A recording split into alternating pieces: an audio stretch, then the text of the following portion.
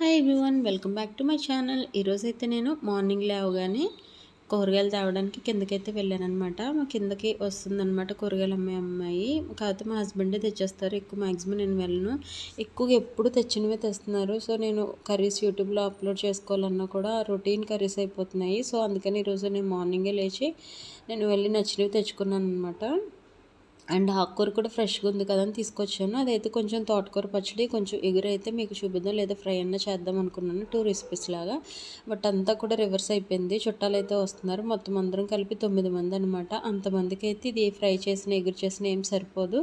And ఇంకోసారి వచ్చేసి వేరే కూరగాయలు అయినా కూడా చాలా అంతమందికి రిస్క్ కదా, ఒక్కొక్క కూర చేసినా కూడా బాగోదు అని చెప్పి చుట్టాలు ఎప్పుడు వచ్చినా కూడా మనకి ఈజీగా అయిపోవాలంటే పప్పు అయితే చాలా చాలా బెస్ట్ కదా.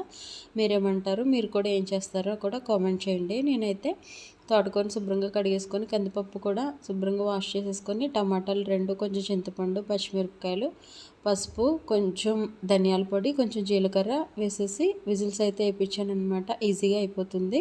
అండ్ ఇది ఒక్కటే కదా బాగోదు అంతమందికి అని చెప్పేసి మా హస్బెండ్ అయితే కొంచెం కాలీఫ్లవర్ ఫ్రై అయితే తీసుకొచ్చారు బయట నుంచి. అప్పటికే చాలా టైం అయిపోయింది. వస్తారా లేదా అని లేట్గా స్టార్ట్ చేశాను అనమాట.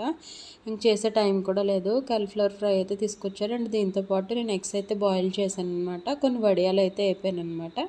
ఇంకా అలా చాలా ఫాస్ట్గా గడిచిపోయింది. ఈవినింగ్ వరకు ఉన్నారు. అండ్ ఈవినింగ్ వెళ్ళేటప్పుడు కొంచెం వాళ్ళకి స్నాక్స్ అండ్ టీ అయితే ఇచ్చేసామన్నమాట. ఎవరైనా వచ్చినప్పుడు మనకి చిన్నపిల్లలు ఉన్నప్పుడు చాలా కంగారు అయిపోద్ది కదండి. ఎవరొకరు మనకి తోడనేది ఉండాలి. బట్ ఏంటంటే మనకి ఎవరు వెనకాల చేసేవాళ్ళు లేనప్పుడు తప్పదు. ఒక కర్రీ అయితే ఇంట్లో చేసి ఇంకో కర్రీ అయితే బయట నుంచి తెప్పించేసాను అనమాట. అండ్ తోటకూర పప్పు వచ్చేసి హెల్త్కి చాలా చాలా మంచిది. అండ్ మీరైతే ఎలా చేస్తారో కామెంట్ చేయండి. ఎప్పుడప్పుడు మనం ఆకుకూర పప్పు అనేది చేసుకోవాలి. అండ్ ఆకుకూరలు ఖచ్చితంగా వాడాలి. కందిపప్పు అయితే చిన్నపిల్లలకి ఖచ్చితంగా వాడాలి, ప్రోటీన్ ఎక్కువగా ఉంటుంది కాబట్టి. సో నేనైతే ఇందాక చింతపండు అయితే యాడ్ చేయలేదు. చిన్నపిల్లలు కూడా వస్తున్నారు, వాళ్ళకి కొంచెం చింతపండు కారం లేకుండా తీసాను అనమాట.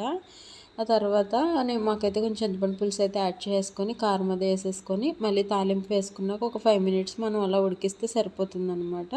చిన్నపిల్లలు కూడా మనకి గస్ట్లే కదండి, వచ్చినప్పుడు వాళ్ళు కూడా కడుపు నిండా తినాలి కదా. సో అందుకని వాళ్ళకి సపరేట్గా తీసాను అనమాట, మా అమ్మతో పాటు వాళ్ళకి కూడా.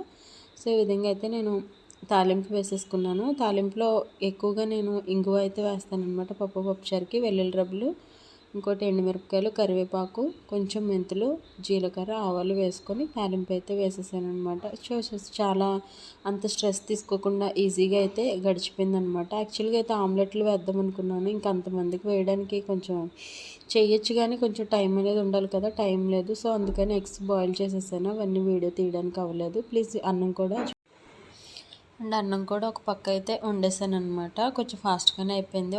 12:30 కల్లా అయిపోయింది. సో అందరం తినేసి కొంచెంసేపు మాట్లాడుకొని తర్వాత ఈవినింగ్ అయితే టీ అది తాగేసి వెళ్ళారనమాట. మీరైతే ఏ విధంగా చేస్తారో కామెంట్ చేయండి, లైక్ చేయండి, సబ్స్క్రైబ్